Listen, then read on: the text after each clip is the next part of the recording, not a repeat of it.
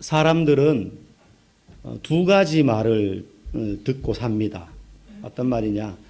들어야 될 말과 듣고 싶은 말. 근데 이게 다르죠.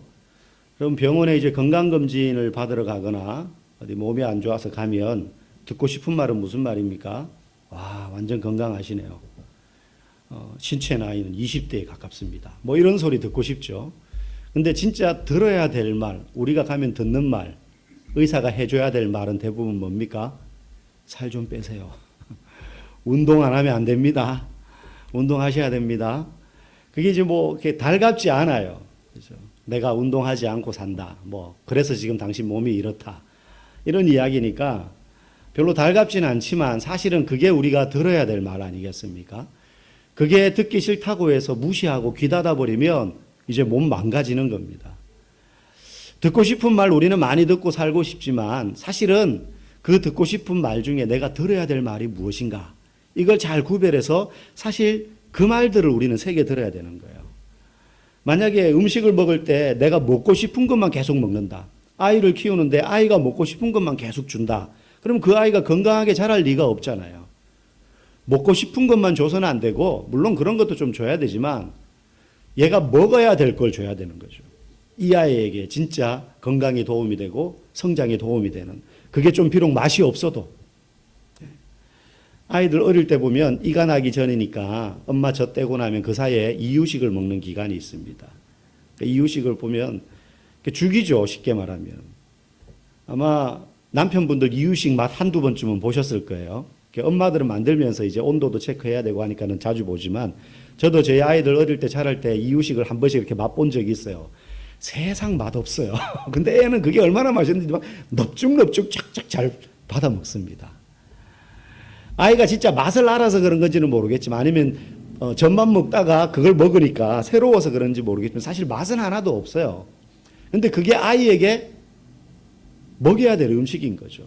만약에 애가 좋아한다고 계속 분유만 먹이면 3살, 4살, 5살이 됐는데도 분유만 먹이면 어떻게 되겠습니까? 제대로 클 수가 없습니다. 음식이 그러한 것처럼 우리가 들어야 될 말도 그러한데 사실 신앙생활도 똑같습니다. 우리가 듣고 싶은 말은 하나님은 너를 사랑해. 하나님은 당신을 있는 그대로 사랑합니다. 이런 말을 우리는 사실 많이 듣고 싶어요. 그런데 정말로 우리가 들어야 될 말은 당신은 회개해야 됩니다. 당신은 죄인입니다. 난 교회 열심히 잘 다니고 있는데 앞에서 목사님이 자꾸 회개하라고.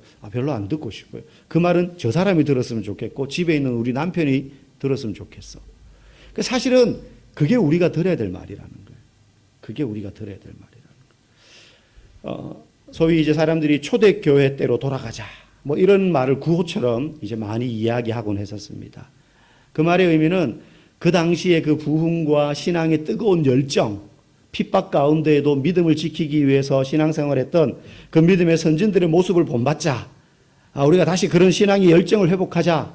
그런 의미로 이제 초대교회 때로 돌아가자. 그때의 부흥을 우리가 다시 회복하자. 뭐 이런 의미로 하는 말 아니겠습니까? 그런데 오늘 우리가 살펴보겠지만 오늘 사도행전 2장은 바로 그 초대교회 때 이야기입니다. 교회가 처음 태동될 때.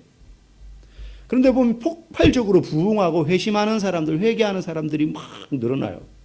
그런데 특징이 뭐냐 하면 듣고 싶은 말을 들었던 게 아니라 들어야 될 말을 들었기 때문에 교회가 부흥했다는 거예요. 하나님의 말씀이 비수같이 그들의 가슴에 꽂혀서 생채기를 내는 것처럼 아픈데 그 말이 들어야 될 말이었고 그 말을 들을 때 교회 안에서 능력이 나타나게 되고 사람들이 예수를 믿기 위해서 교회로 막 나오게 되는 걸 초대교회 현장은 우리에게 보여줘요.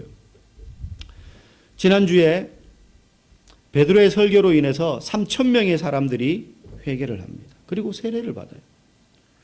사실 저는 이 본문을 읽을 때마다 목회자로서 부럽지 않을 수가 없습니다. 베드로의 성품이나 기질 이런 건 부럽지 않은데 그의 설교의 능력. 한 번 설교했는데 3,000명이 회개했어요. 목회자로서 한 번쯤 꿈꿔볼 수 있는 것 아니겠습니까? 뭐 베드로가 설교를 그만큼 잘했다. 뭐 이런 게 아니라 정말로 하나님이 그를 붙잡고 쓰신 거죠.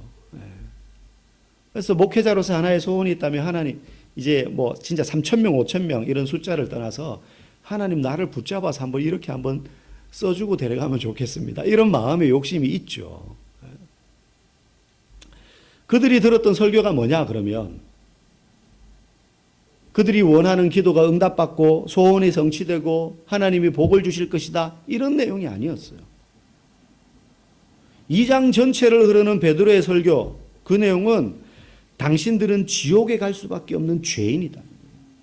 메시아, 구약에서 말한 너희들이 알고 있는 다 유대인들이니까 오순절을 지키기 위해서 원근 각처에서 모여든 유대인들을 대상으로 지금 설교한 거였거든요.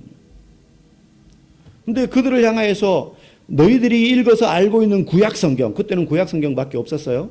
거기서 말한 메시아, 구약에서 언급하는 메시아에 대한 그 간절한 기다림의 바람들이, 소망들이 유대인에게는 다 있었어요. 지금도 유대인들은 메시아를 기다립니다. 지금 현대 유대인들 중에도 신실한 신앙을 지키는 사람들은요, 메시아를 기다려요. 예수님을 메시아라고 인정하지 않기 때문에. 그래서 뭐 엄청 유능하고 지혜로운 랍비, 지금도 랍비가 있거든요. 예수님 당시처럼. 그런 랍비들을 유대인들은 혹시 저 사람이 메시아 아닐까 막 이런 눈으로 바라봐요. 그걸 이제 메시아 대망 사상이라고 그러거든요. 이때도 그런 마음이 있었어요. 베드로가 말하는 거예요. 너희들이 구약 성경을 읽고 그렇게 기다리고 고대하던 그 메시아가 바로 예수 그리스도다. 근데 그 예수를 너희가 십자가에 못 박아 죽였다. 너희가 죽였어. 그걸 막 고발하는 설교를 들었던 거예요. 하나님 당신들을 사랑합니다. 기도하면 응답됩니다. 병이 낫습니다. 장사가 잘 됩니다. 이런 이야기를 하지 않았어요. 들어야 될 그 설교를 듣고 그들의 반응이 무엇이었습니까? 우리가 그러면 어떻게 해야 되냐? 자기들이 예수를 십자가에 못 박아 죽인 죄인이라는 사실이 가슴에 절절히 느껴지자 그럼 우리가 이제 어떻게 해야 돼요? 베드로에게 막 묻는 거예요. 우리가 어찌할꼬? 베드로가 말합니다. 회개하고 복음을 믿으라. 그리고 세례를 받으라. 그래서 많은 사람들이 세례를 받게 돼요. 오늘 본문은 그렇게 예수 믿기로 작정한 사람들에게 나타난 그 이후의 첫 번째 모습, 두 번째 모습이 보여집니다. 오늘 42절 말씀 우리 한번 앞부분만 읽어보겠습니다. 시작. 그들이 사도의 가르침을 받아. 여기서 그들은 그 3,000명. 그럼 우리가 어찌해야 됩니까? 회개하고 세례받고 예수 믿으라.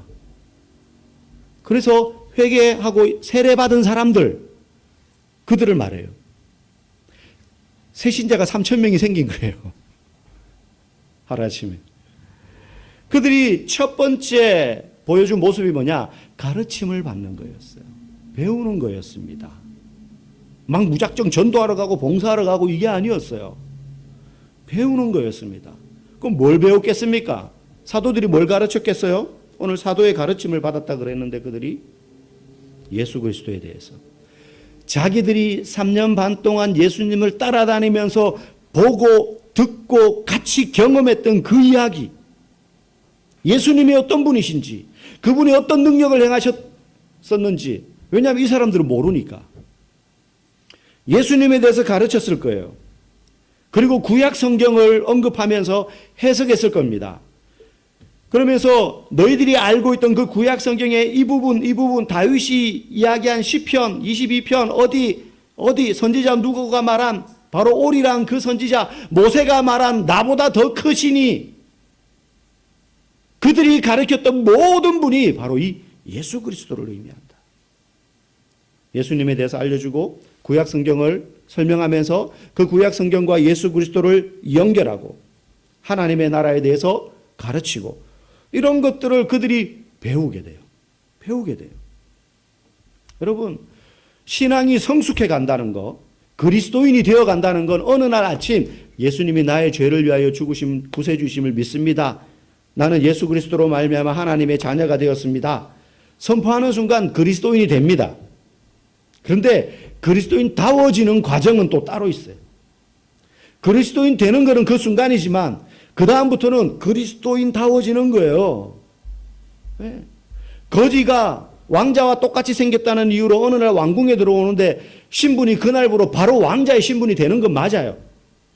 그런데 습성은 뭐가 남아있어요? 거지로 살던 습성이 남아있잖아요. 그러니까 막 진수성찬이 차려져 있는데 왕이 먹는 음식인데 손으로 막 집어먹고 침대에서 자는 게 익숙하지 않으니까 바닥에 내려와가지고 막 집단 위에서 자고. 근데 이게 바뀌어져 가는 과정, 왕자가 되어가는 과정이 있잖아요. 그리스도인이 되는 건 순간이지만, 예수 그리스도를 믿음으로 되는 거지만 그리스도인이 되어가는 과정이 있어요. 그건 저절로 되는 게 아니라는 거예요. 교회를 오래 다닌다고 해서 저절로 그리스도인다워지는 게 아닙니다. 배워야 돼요. 예전에 어떤 집사님이 교회 다닌 지 이제 10년 정도 되신 분이었습니다. 대신방이어서 신방을 갔어요. 근데 이분이 성경을 못 찾아요. 그러니까 그분을 앉혀놓고 지금 신방하는 거 아닙니까?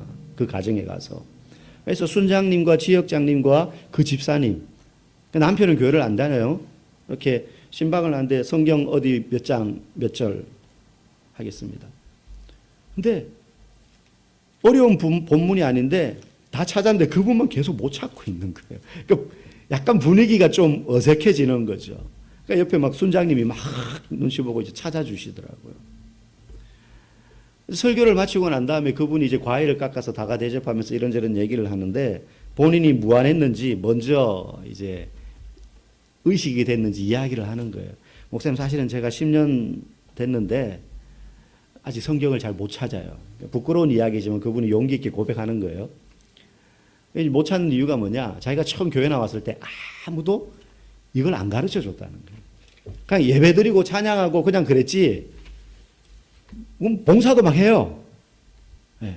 막 미용 봉사도 가고, 뭐 어디 뭐 부서에도 가면 음식도 해주고 식당 봉사도 하고 막 합니다. 근데 이걸 아무도 안 가르쳐 줬다는 거예요. 창세기가 어디 있고, 성경은 66권이고, 구약은 39권, 신약은 27권이고, 맨 마지막 성경은 요한계시록이고, 뭐 여기 보면 색인, 이렇게 색인이라고 이제 파여져 있잖아요. 약어표라고 이렇게 뭐 야고보서 그러면 약, 뭐 사도행전 그러면 행 이렇게 돼 있잖아요. 이 초모사 이게 뭐예요? 뭔지 몰라요. 이게 암호인지 뭔지. 행은 사도행전이고 마는 마태복음이고 뭐 이런 걸 아무도 안 가르쳐 준 거예요. 안 가르쳐 주니까 자기도 모르죠. 화면에 성경 몇 페이지 이게 다 나오니까 그거 보고 찾는 거예요, 이제. 그렇게 1, 2년 지나니까 주변에 있는 성도들하고 친해졌는데도 다 이분이 다 당연히 찾을 수 있을 거라고 생각한 거예요, 그냥. 교회를 다닌 지 몇 년이 되니까. 근데 자기는 몰라. 근데 그때 가서 물어보기도 창피한 거죠, 또. 한 3, 4년 지났는데 참 레위기 어디 있어? 이렇게 물어보기가 창피하잖아요. 그러고 지나간 거예요, 그냥 10년을. 더군다나 이분은 또 자기가 그걸 그렇게 읽지도 않았던 거죠, 또 막 열심히. 성경을 읽으면서 많이 읽었으면 또 자연스럽게 알게 되는 부분도 어느 정도 있는데. 여러분, 배우는 과정이 필요해요. 배우는 과정이 필요합니다.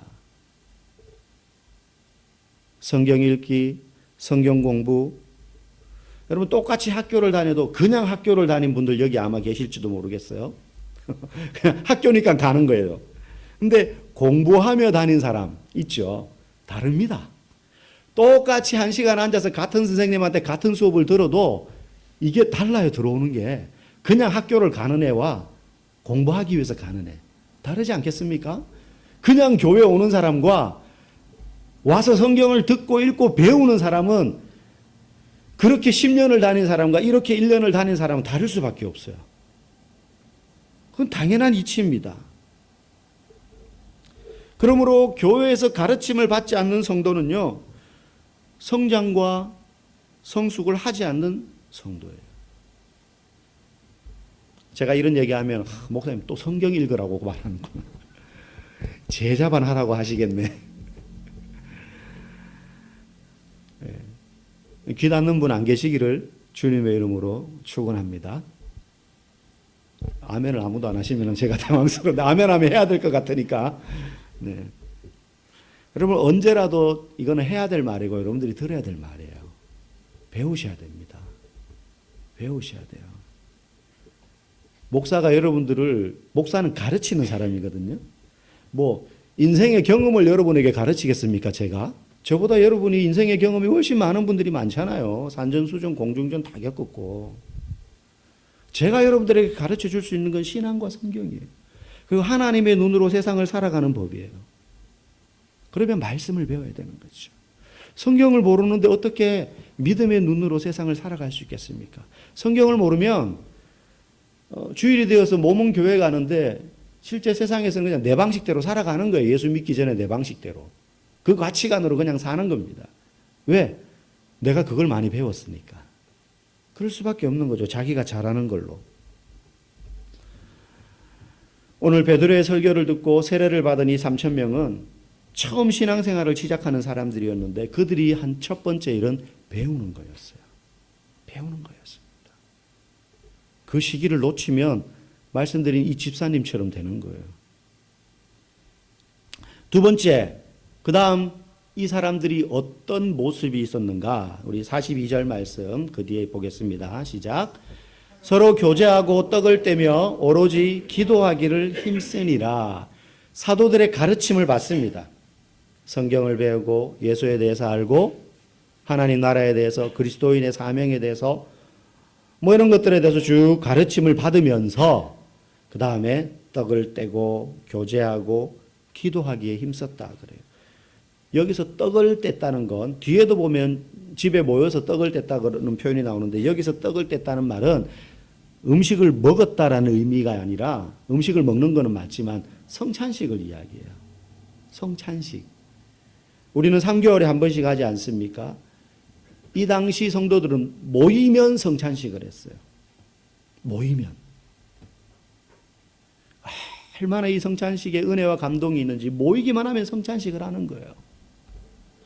그래서 이 기독교인들의 세력이 커지면서 사람들에게 알려질 때 로마 당국에서 이 사람들이 도대체 어떤 모임을 하는 사람들인지 혹시 로마의 어떤 방해가 되는 로마에 도움이 안 되는 그런 불순한 세력들이 아닌지 감시하라는 명령이 내려와서 감시했던 사람들의 보고서가 많이 남아 있어요. 지금도. 그런데 그 보고서 중에 그런 내용이 있어요. 이 사람들은 상종하면 안 되는 무서운 사람들이다. 초창기 보고서에 기독교에 대해서 잘 알려지지 않았을 때. 왜 그러냐면 이 사람들은 모였다 그러면 사람의 살을 뜯어먹고 생피를 마신다. 성찬식을 이야기하는 거예요. 그러니까 이걸 이해를 못하니까 막 그들이 모여가지고 모일 때마다 성찬식이라는 걸 행하는데 막 떡을 떼는데 그 안에 들어와서 그걸 본 건 아니에요. 이렇게 감시하면서 들은 거죠. 막 떡을 떼면서 그들이 외치는 구호가 이런 겁니다. 보고서를 쓰는 거예요. 이는 내가 너희를 위하여 찢는 내 살이다. 이걸 나누어 먹어라. 막 이러면서 막 나누어 먹고 이건 너희를 위하여 흘리는 나의 피다. 이 피를 나누어 마셔라. 막 이러면서 먹으니까 이제 그렇게 와전이 되어서 이들은 인육을 섭취하고 인육을 먹고 생피를 사람의 피를 나누어 마시는 무서운 사람들이라고 막 그렇게 보고서가 실제 올라가기도 그 당시에 했었어요. 어쨌든 이들이 모일 때마다 성찬식을 하는 거예요. 성찬식. 그러면서 그리스도의 생명과 그 십자가의 은혜에 감사했던 거죠. 감사했던 거죠. 주목할 것은 그들이 떡을 떼며 기도한다. 성찬식을 행하고 기도하는 것과 앞에 서로 교제한다. 이 말이 문법적으로 보면 같은 비중을 지닌 단어로 이렇게 연결이 되어 있어요. 무슨 말이냐? 성도들이 교제하는 것과 하나님에 대한 신앙의 행위를 똑같은 비중으로 여겼다는 거예요.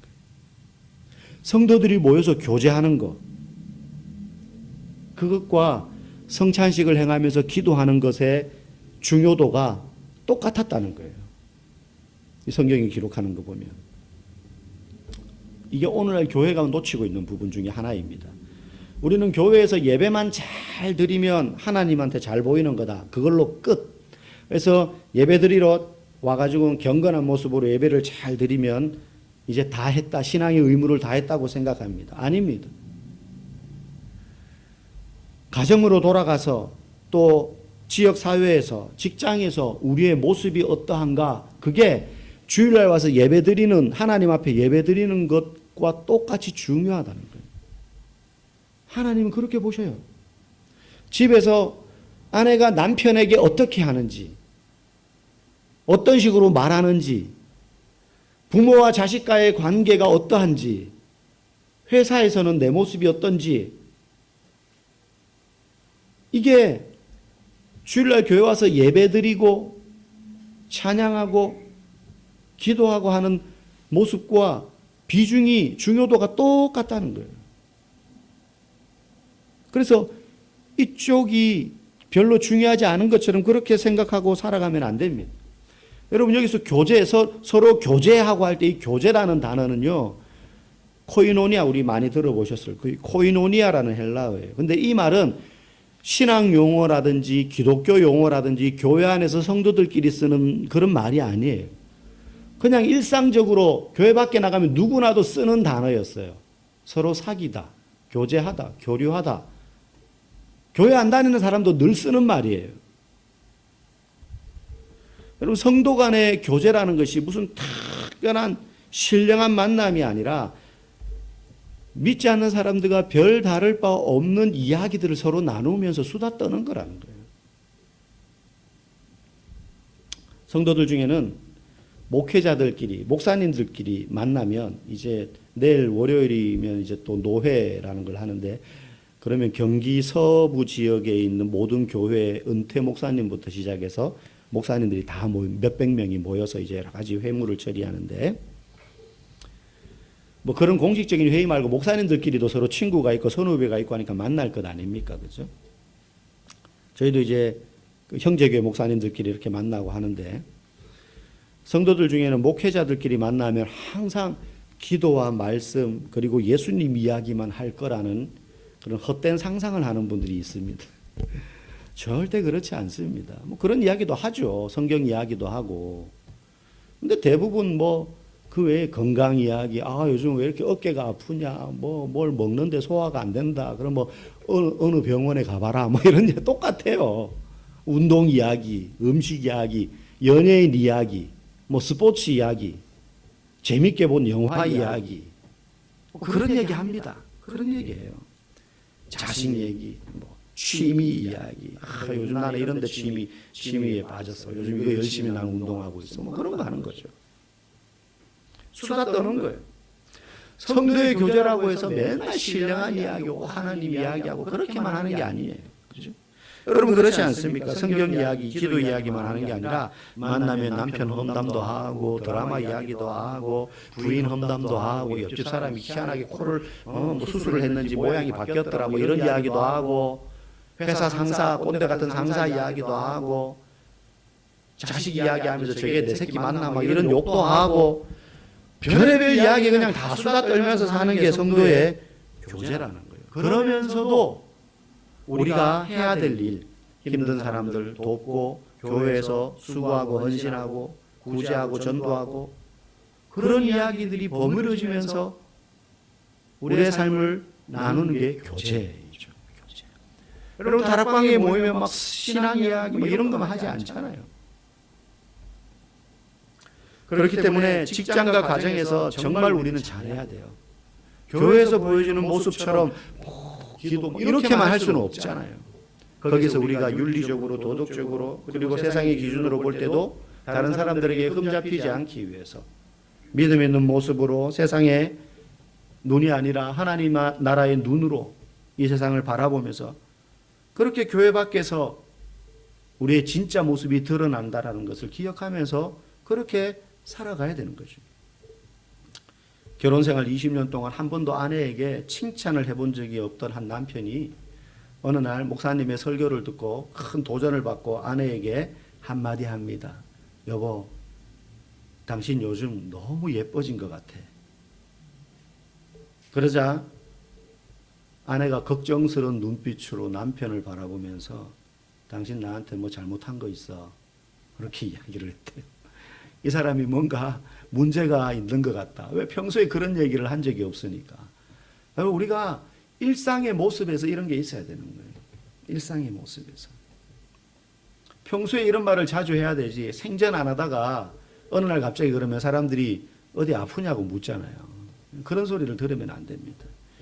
교회에서만 사랑합니다, 축복합니다 하지 말고 가정에서 또 직장에서, 그럼 처음에 사람들이 이상하게 보겠지만 그게 우리의 모습이라는 걸 알게 될 때 그게 그리스도인으로서의 참된 모습으로 세상에 선한 영향력을 주게 되는 줄 믿습니다. 그 결과 초대교회에 어떤 일이 나타나느냐? 43절 말씀 보겠습니다. 시작. 사람마다 두려워하는데. 여러분 이상하잖아요. 앞에 뭐 무서운 일이 있었던 게 아니에요. 이들이 회개하고 세례받고 난 다음에 사도들의 가르침을 받으면서 서로 교제하고 성찬식을 행하면서 기도하기를 힘썼다 그랬어요. 그러자 사람마다 두려워하기 시작합니다. 왜?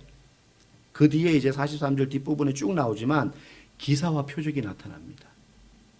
믿는 사람들이 서로 함께 모입니다. 물건을 통용합니다. 재산과 소유를 팔아 각 사람의 필요를 따라 나눠줍니다. 날마다 성전에 모이기를 힘쓰고요. 집에서 떡을 떼며 음식을 나눠 먹고 하나님을 찬미했다. 우리가 아까 읽은 본문이죠. 여러분, 이게 무슨 공포스러운 장면이 아니잖아요. 그러니까 여기서 사람들이 이 교인들을 보고 두려워했던 건 공포스러운 두려움이 아니죠. 어떤 두려움입니까? 이 사람들 우리하고 뭔가 다르다는 거예요. 우리는 뭐 기사와 표적이 나타나는 건 당연하겠지만 사람들하고 서로 함께 모여가지고 네 물건 내 물건 없이 서로 나눠주고 어려운 사람 돕고 서로 필요를 따라 쓰고 모여가지고 같이 밥 먹고 교제하고 날마다 모이고 찬미하고 그렇게 안 살고 전부 개토화되어서 내가 나만 우리 가족만 우리 자식만 소중해 이렇게 사는데 딴 사람들은 신경 안 쓰고 이 사람들은 그렇게 안 살더라는 거예요. 자기들과 다른 모습 때문에 두려워하는 거예요. 오늘날 세상은 교회를 두려워하지 않아요. 교회 다니는데도 자기들과 별반 다를 바 없이 너무너무 세속적인 욕망을 쫓아가니까 성공하기 위해서 수단과 방법을 가리지 않는 집사님, 장로님 보니까 두렵지가 않은 거예요. 왜? 주일날 교회 가는 거 왜요? 나하고 똑같거든요. 다를 바가 없거든요. 그러니까 굳이 왜 교회에 가야 되냐는 생각을 하는 거죠. 여러분 우리의 삶에서 예배의 감격과 그리고 기도의 응답이 나타나고 돈이 되는 것도 아닌데 서로 모여서 교제하고 심지어 자기의 시간과 물질을 나누어 쓰면서 필요한 사람들에게 주고 남들 놀러 다닐 때 함께 모여 믿음의 교제와 하나님에 대한 찬양을 드리는 삶을 우리가 지속적으로 살아낼 때 세상은 우리를 보고 이상하게 여기다가 두려워하는 거예요. 다르다 저 사람들. 사람들은 자기들이 이해하지 못하고 다른 걸 두려워합니다. 무서워서가 아니에요. 여러분 교회가 세상 사람들과 구별된 삶을 살 때 두려워하는 것입니다.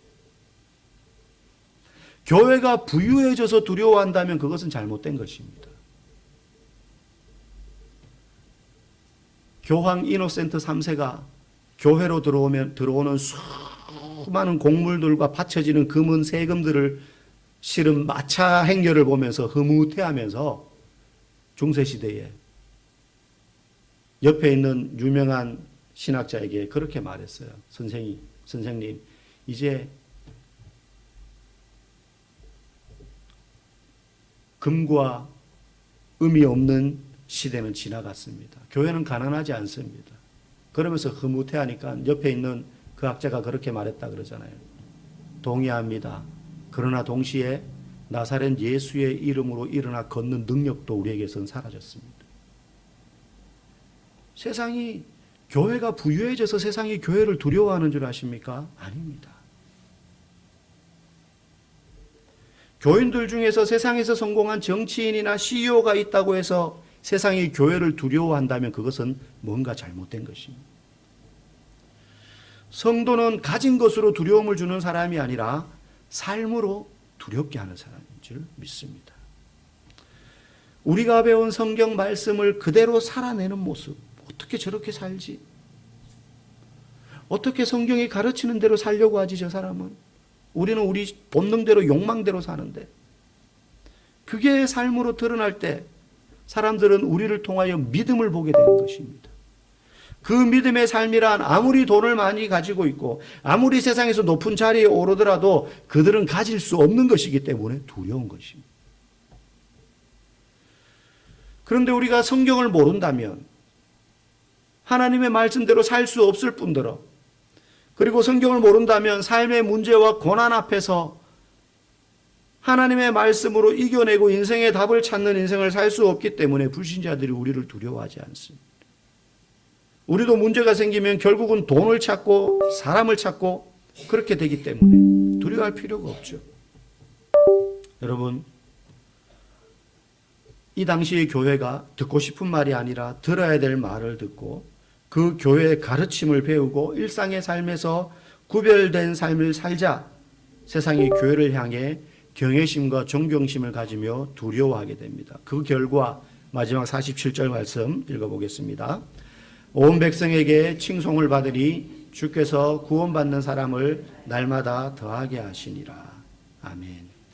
결국 교회의 부흥은 우리가 뭔가 애써서 이루는 것이 아니라 구원받은 자로서 하나님과 세상 앞에서 구별된 삶을 살아야 할 책임을 다하고 그런 삶을 살기 위해서 가르침을 받고 배우는 삶을 우리가 살아갈 때, 그때 우리 안에 이런 놀라운 하나님의 축복이 부어질 줄 믿습니다. 여러분을 통하여 세상이 두려워하기를 원합니다. 우리 교회가 세상에 두려움을 주는 교회가 되기를 원합니다. 그러려면 배움에 힘쓰고 그 배운 말씀을 살아내기 위하여 구별된 그러한 일상을 살아감으로 그렇게 세상에 두려움을 주는 우리와 또 우리 교회가 되기를 주의 이름으로 간절히 축복합니다.